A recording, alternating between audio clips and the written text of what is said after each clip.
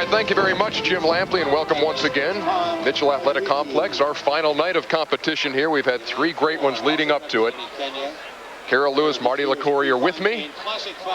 And we await the start of the men's 5,000 meters. Haile Gebrselassie of Ethiopia has the world record set this year, 1998. Moses Kiptanui of Kenya has the Goodwill Games record. Kenyans dominant in this event. They certainly have been, and we just saw Moses Kiptanui the other night. He had to pull up in the steeplechase with what may be a career-ending Achilles tendon problem. That's a great loss, not because it's one Kenyan runner, but he is kind of a leader of Kenyans, both as a businessman and a coach, so it's a big blow to the Kenyan camps. Luke Kipkosgei, one of the favorites here. He's very hot this year. He's run under 13:10 for 5,000 meters 4 times already this year. You see his personal best. He keeps getting better. He ran 13:03 way back in February in Australia, so he's been hot all year. Nyariki has run 12:55 as a personal best, but 13:03 just a week ago in Rome, so he's rounding into form. He finished 5th at the Olympic Games.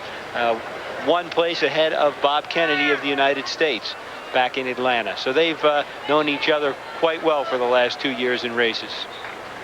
How are Bob Kennedy's chances in a race like this, Marty?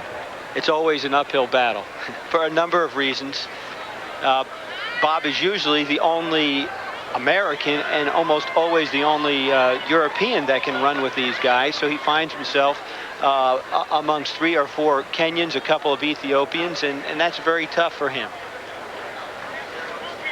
If the man seated to my right sounds like he knows what he's talking about at 5,000, he should. Marty LaCour, the former American world record holder at this event. How has this event changed over the years?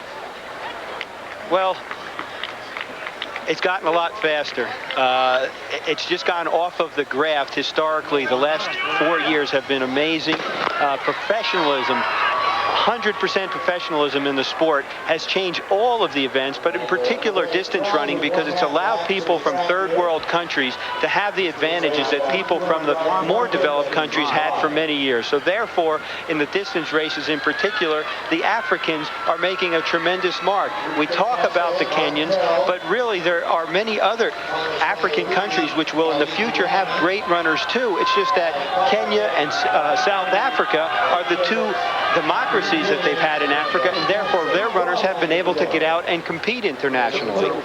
That shot that we just showed you coming right into your living room, we've grown accustomed to that in distance events. 2 Kenyans right up there near the front. Kipkosgei has the lead right now as they have just begun the men's 5,000 meters. The dominance of the Kenyans at the distances. Pretty good food for thought. We get more on that in this report from Jim Lampley.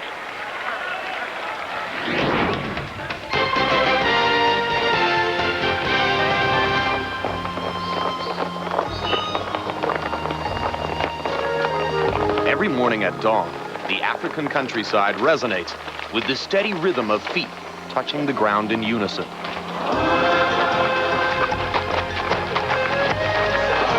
It's the sound of children running toward their future. Where I grew up, it's mountainous, it's hilly, and we had to walk from one place to another place. We used not to stay in one place. School was like maybe 4 kilometers or even 5, it depends. Some even go to 10 kilometers. And the only way to get to school was running.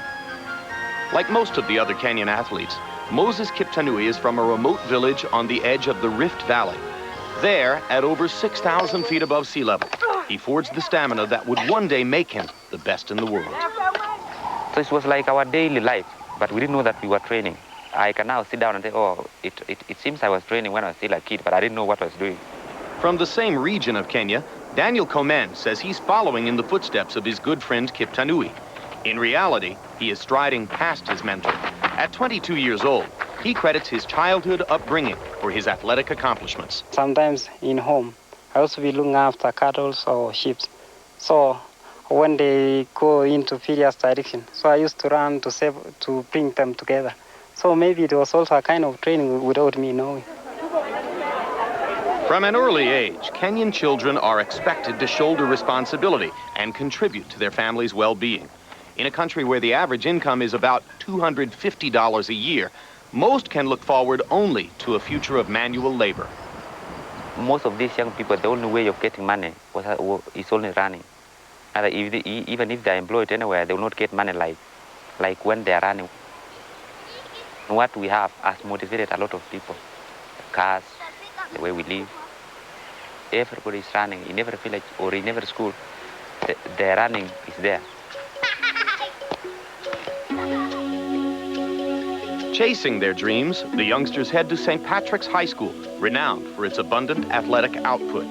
For almost 30 years, Brother Colin O'Connell's calling has been to encourage students to focus on what they do so well and so naturally. Brother O'Connell relies on those athletes who have made it big to come back and give the youngsters professional coaching and advice.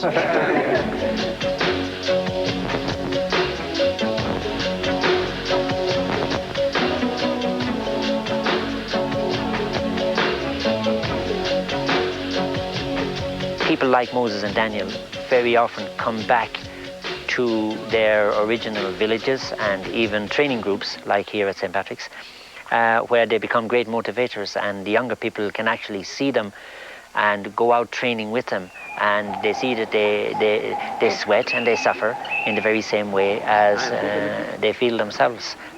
It's the Kenyan equivalent to playing ball with Michael Jordan. The impact on the youngsters is profound, and the advice is taken to heart. You need to push your body. Don't allow your body to push you. You are still young. You still have a long way to go. You are the guys who are coming. You'll come and break our records. Nobody else. It is not just for their own personal glory and gain that the children train so hard, but also for the African concept of Harambe, a Swahili word meaning to unite. It is the basis of their tribal culture. I think in Kenya, the living standard compared to Americans, they are different. That's why we use that word unite, so that we help with each other when we stay together. When I have a problem, somebody like you can assist me, or this guy can also assist me, as long as we are united together. To the Kenyans, who run as naturally as they live, there is no secret to their current success beyond hard work, determination, and sharing. As their running so beautifully demonstrates, so much is possible when you pull together. Back live now at Mitchell Athletic Complex, and the Kenyan story, a touching one, it explains a lot. At the same time, you hear from Moses Kiptanui in there, and his injury. What's the latest you know there, and how will it affect his career, Mark? Well, it is a total tear of the Achilles tendon, and he's scheduled for surgery in Atlanta within the next 2 days. I doubt he'll ever run the steeplechase again. He may be able to come back in one of the races like the 5,000 or 10,000 meters. The two Americans, Bob Kennedy and Marc Carroll of Ireland, seem to have a plan here to work together. They've trained together. They were sitting together in the warm-up area before the race, I noticed, and they've gone out. I thought they would be going out to slow the pace down and have a better chance in a slow race with a kick against the Kenyans, but actually Kennedy was really putting the pedal to the metal for about a half a lap there, so the pace was pretty good for this heat and humidity.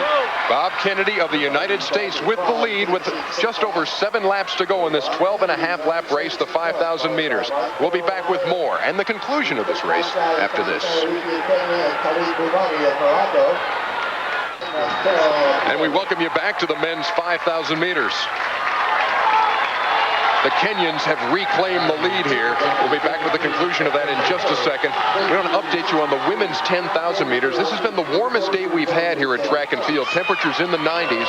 You combine that with a 10,000 meter race, and you will get a few people falling out. That was the case today. Jenny Crane of the United States was overcome. Another runner also was, and it had absolutely no effect on Tegla Larupe of Kenya, who has already won the New York City Marathon a couple of times, the world record holder in the marathon. Looked like she was ready for more after winning the gold medal today. Now back live in the men's 5,000 meters, and you see Kipkosgei and Nyariki of Kenya with the lead. And look at Bob Kennedy, will not go away, Marty. Bob Kennedy looks good. Right behind him is Khalid Boulami, Marc Carroll of Ireland. And I started to call him an American working with Bob Kennedy earlier in the race. He went to school in the U.S. He actually trains in the winter in Gainesville, Florida, where I live, but he's just not fast enough to stay with these guys. I think he and Bob tried to control the race, but it didn't work. Now, Boulami is a pretty tough guy. He's been a bronze medalist in the last Olympics and the World Championship. So you've got 4 really top guys there.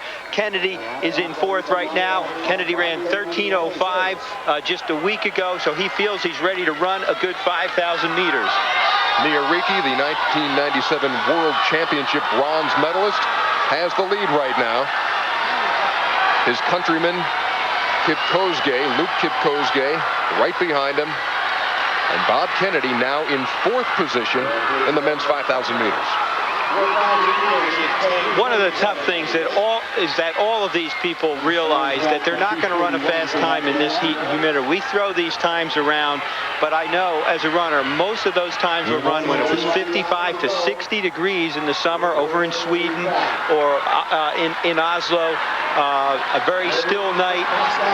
When it's this hot, it's just a tremendous factor in the race. It becomes another competitor that you have to deal with. So the pace is going to be slower. Their incentive is not as great. They know they're not going to run one of their best times, which is an important thing to distance runners. So it's all about competition. It's all about the win here. When you were at your best, what was the mindset at this point, 2 laps to go? Well, my mindset maybe was similar to what Bob Kennedy's was. I liked the first mile to be fast.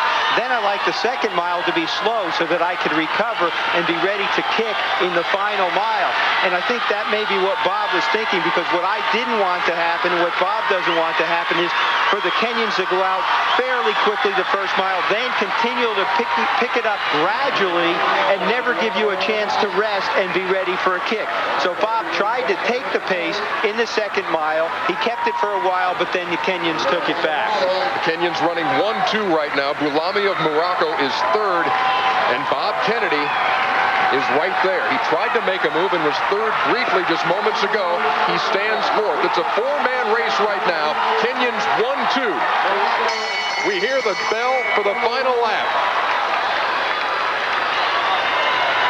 Well, you talk about the weather being a little damper as far as having great times, but on the other hand, it keeps the races closer. It makes them more exciting. It gives everyone in the race a chance to see how their kick is off of a slow pace, which is something you need to know when you get to championship races where there's a lot of tactics.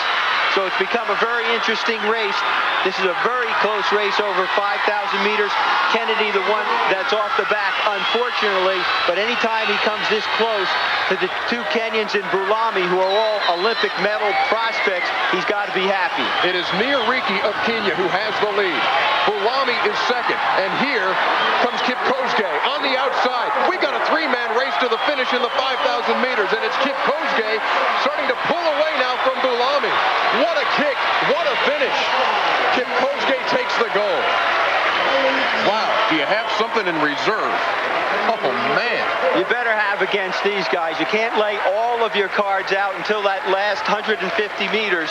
And Kipkosgei did that tonight. That's a fast time, 13:20. One of the fastest times ever run on the East Coast of the United States anyway. 56 seconds for his final lap.